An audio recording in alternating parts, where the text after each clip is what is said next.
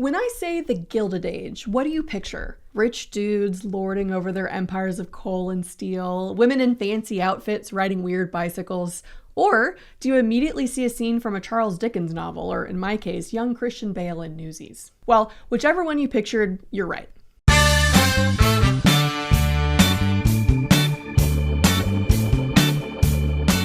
The years after the Civil War in the North were dominated by industrialization.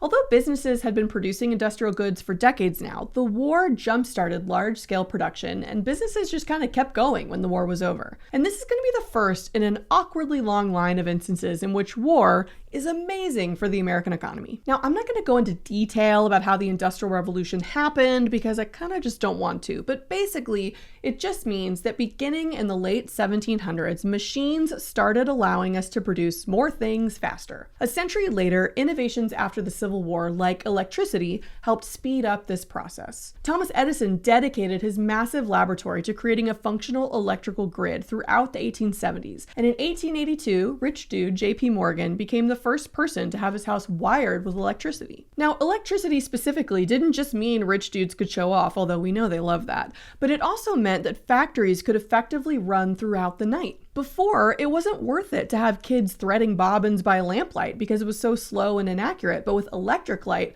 those kids could work 24 hours a day. Woohoo! The other major innovation that contributed to our growing industrial economy was the railroad. Again, trains existed before the Civil War, but afterwards, a guy named George Westinghouse invented the air brake, and rail travel became way safer. Not to mention that fancy Pullman sleeping cars allowed passengers to travel more comfortably. In 1869, our nation was physically connected from sea to shining sea with the completion of the Transcontinental Railroad. And a lot of the industry that will explode during this time period is linked to the growing rail industry. Westerners mined for materials like iron and ore, I think. Is that a thing? Or am I just thinking of Settlers of Catan? Anyway, they would mine materials that would be shipped back east on trains to fuel the growing steel industry that was used to build more trains, railways, bridges, etc., other infrastructure that better connected our national economy.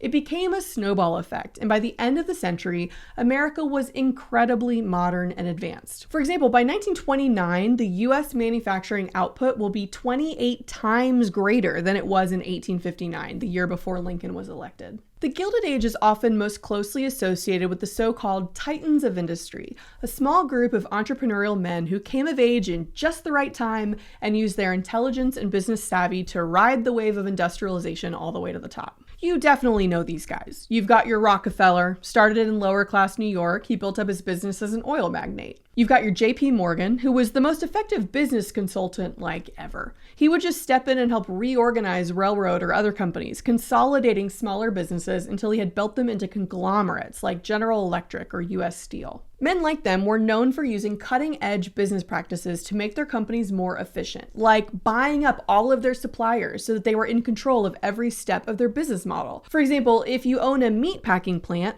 you might invest in cattle ranching and invest in the railroads to ship the cattle to you, etc. Or instead of vertically integrating your business, you could horizontally integrate. That's what Rockefeller was famous for. He basically just invested in and bought up most of his competition so that by the end of the century, Standard Oil controlled 90% of the American oil industry. As the businesses got bigger and they controlled more of their industry, their materials and the cost to produce things got cheaper and their profits skyrocketed. And this is known as economies of scale. And it's why buying 150 rolls of toilet paper at Costco is cheaper than buying just one at the hip mom and pop store around the corner. Now, all of these strategies were legal at the time, partly because there was no economic regulation, and a lot of them are still really effective business practices today. But there were those who the public viewed as less than ethical when it came to building their fortune. Enter Cornelius Vanderbilt. He was the son of a poor boatman. His dad made money ferrying people and produce between Staten Island and Manhattan in a sailboat. Vanderbilt quit school at 11 to go into this shipping business. He eventually pushed his own father out of the business with his ruthless tactics. When the War of 1812 hit, Vanderbilt built up a small fleet and helped the government supply outposts around New York. He eventually invested in steamships and was so effective and could ship things for significantly lower prices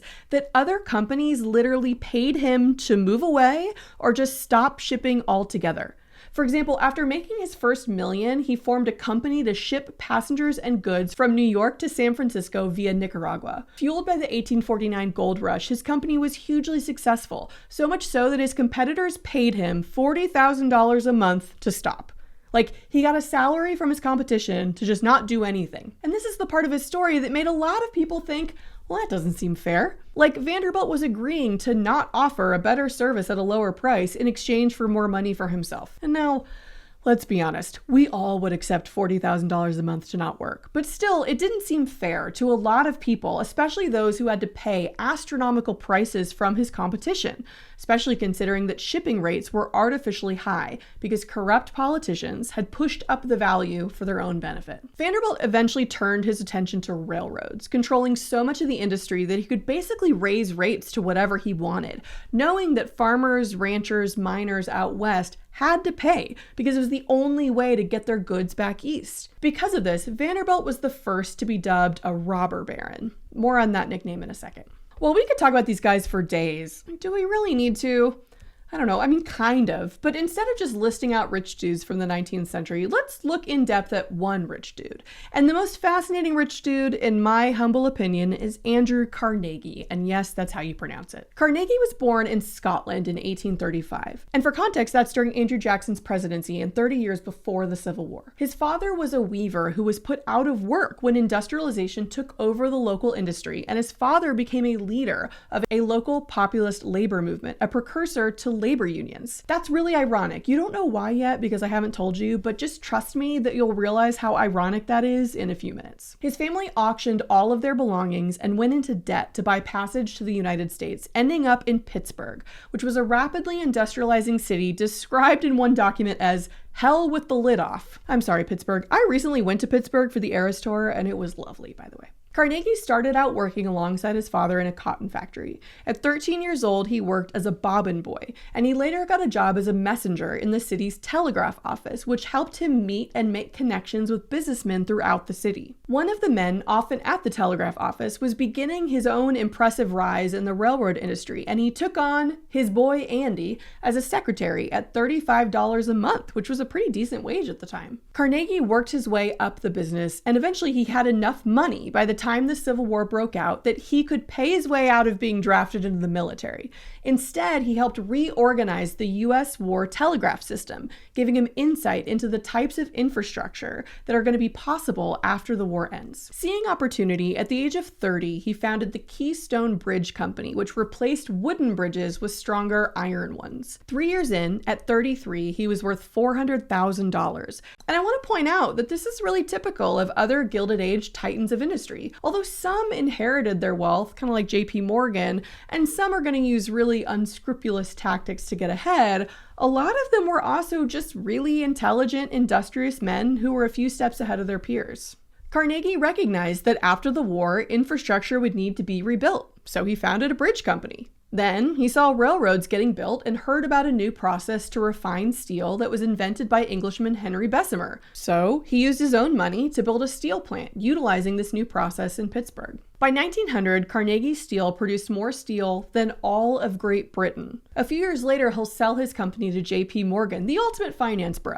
In this deal, Carnegie personally made $250 million. And when they finalized the deal, Morgan told Carnegie, "Congratulations, you are now the richest man in the world." But he didn't just get rich by being intelligent and hardworking. He also got rich by being a ruthless business owner. His personal motto was watch costs and the profits take care of themselves. And that makes sense, but we have to remember that the costs he's talking about are often, workers' wages and stuff. And now we get back to the irony of his father being an early labor leader back in Scotland, because Carnegie did not mess with organized labor.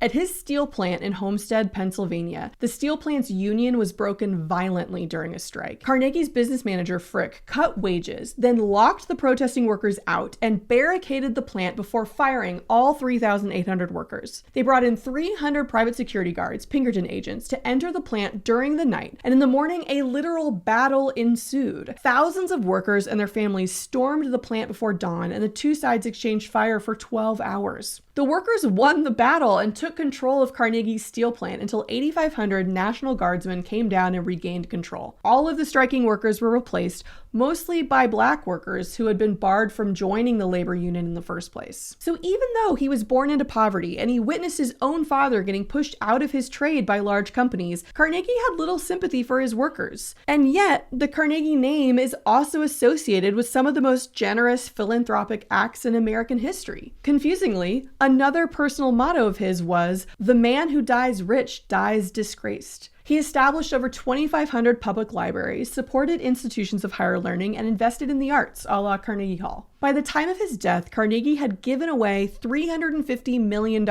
One of his most famous contributions was an essay called The Gospel of Wealth. Considered a founding document in the field of philanthropy, Carnegie wrestles with his own misgivings about the inequality present in American society. In essence, here are his basic arguments. First, capitalism is good because it has improved everyone's standard of living. Compared to any other point in history, Carnegie argues that the poor enjoy what the rich not before afford. The laborer now has more comforts than the landlord had a few generations ago. And sure, there's still inequality, which isn't great, but as he puts it, it's much better this great irregularity than universal squalor. Kind of a rising tide lifts all boats. And this brings us to another main point of his. Socialism is bad. Attempting to force society to be equal will lead, in his mind, to this universal squalor. Carnegie sees capitalism as a way to separate the drones from the bees. And why shouldn't he believe this? He started out with nothing, worked hard, and made his way up the ladder. But even though he's not super sympathetic to his workers or to the idea of a government redistribution of wealth,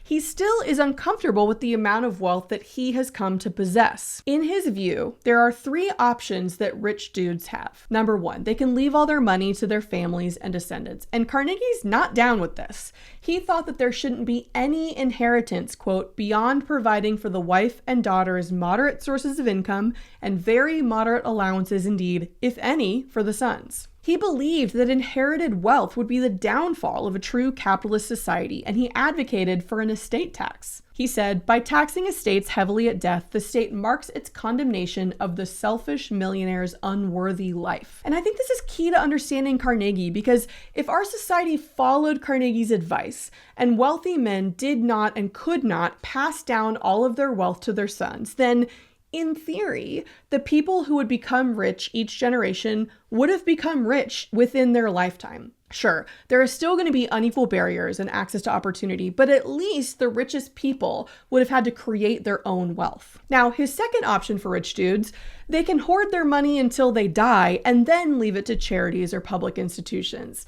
It's better than the first option, but why wait, in his opinion? Because in his view, the answer for rich dudes wondering what to do with all of their piles of cash was to give as much of it away as possible during their lifetime. He writes, this, then, is held to be the duty of the man of wealth. First, to set an example of modest, unostentatious living, shunning display or extravagance, to provide moderately for the legitimate wants of those dependent upon him. And after doing so, to consider all surplus revenues which come to him simply as trust funds, to be used to better the conditions of as many people as possible. So he ascribes to the Teach a Man to Fish school of philanthropy. Giving his workers higher wages in his mind is just charity. It's throwing money at a problem instead of fixing it. But investing in libraries and education in the arts, that is going to lift society up as a whole longer term. So was Carnegie a good guy or not? Well, I don't know, he's kind of both, and that's really up for you to decide. In my view, he's just a surprisingly kind and giving capitalist. So when it came to his business, he was all business. Why should he pay workers more when he can get away with paying them for less? He wasn't breaking any laws, and in theory, the workers had agency. They could leave if they didn't like the job. It seems like to him, the two worlds, his business and the wider world, were separate. So in his view, he deserved to make all of that money because it was his business, his investment, his risk. But he shouldn't keep all of that money to himself. He would then see the money he earned as a public trust fund from which he could use to better society in the ways he saw fit. Again, it's a true capitalist viewpoint. He does not believe the government should be taking that money and redistributing the wealth directly to citizens. And in his mind, who better to decide how to spend that money than the man who is brilliant enough to make it all in the first place? Yeah, it's problematic, but it's also far from the worst idea that rich dudes have come up with in history. Eventually, Carnegie gets lumped in with the other rich dudes as part of the robber barons. That term was based on a phrase that referenced feudal lords or barons who took advantage of travelers by forcing them to pay them money to pass. And honestly, the phrase is pretty accurate for a lot of these guys. Leland Stanford, for example, used his position as governor of California to push for construction of the Transcontinental Railroad into his state. Oh yeah, and at the time he was also president of the Central Pacific Railroad. His associates bribed and intimidated politicians to benefit his company, and he was so successful that he then became a senator. Stanford died with the equivalent of $18 billion in his pocket, and the original robber baron, Vanderbilt's only act of charity in his entire lifetime was ordering the construction of Grand Central Depot in New York City, now Grand Central Station. Sure, it employed thousands during the Panic of 1873, but it also directly benefited his railroad company. When Vanderbilt died, he left $1 million to Central University in Nashville, later Vanderbilt University, but for reference, he then left $90 million to his son, $7.5 million to each of his 4 grandsons, and basically nothing to his wife and 8 daughters. But not all of the so-called robber barons or titans of industry schemed their way to the top, and most of them to some extent participated in philanthropy. For example, during his life, Rockefeller donated more than $500 million to philanthropic causes. Beyond his philanthropy, Carnegie devoted himself in later life to an even bigger cause: world peace. Like, literally. He was one of the first to call for a League of Nations years before World War I, and he built a palace of peace that would later evolve into the modern World Court. Apparently, when hostilities broke out in Europe in 1914, quote, his heart was broken. Probably the best example of a Gilded Age titan who was not a robber baron was Samuel Jones. You're gonna love this guy. He used his manufacturing company in Toledo, Ohio to put in place emerging ideas about workplace reforms. Jones paid his employees a living wage, twice what most workers made elsewhere. He implemented an 8-hour workday, paid vacation, revenue sharing, and he subsidized meals in a company cafeteria. He even bought instruments so employees could form a company band. He only posted one rule on the company notice board: do unto others as you would do unto yourself, earning him the nickname Samuel Golden Rule Jones. He became so popular that he was elected mayor of Toledo, and he crushed that job too. He opened free kindergartens, developed a local park system years before Teddy did it. He instituted an 8-hour workday for all city workers. He took away truncheons, big weapons, from the police, and reformed the city government. Whoa, Samuel Jones, 2028. Now, I don't really want to spend any more time on the dudes who got rich thanks to the Golden Age, because there were other groups of people who were truly the fuel behind our exponential economic growth: the working class, labor unions, and immigrants. And they didn't get libraries named after them. Thanks for watching. Like and subscribe, and join patreon.com/antisocialstudies.